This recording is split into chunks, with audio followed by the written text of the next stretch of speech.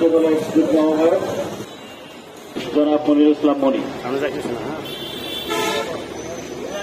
থানা বিএনপির সুযোগ্য সহসভাপতি আহমদ আলী শাহিন ভাই উপস্থিত আছেন, বিদ্যমান ফরাদ আর উপস্থিত আছেন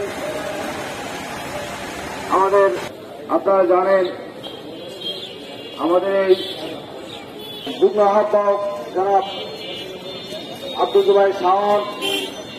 চেয়ারে বসেন, চেয়ারে বসেন।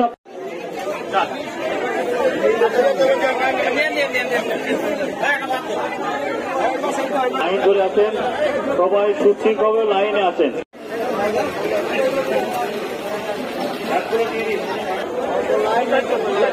লাইন ধরে আছেন, সবাই সুশৃঙ্খলভাবে লাইনে আছেন।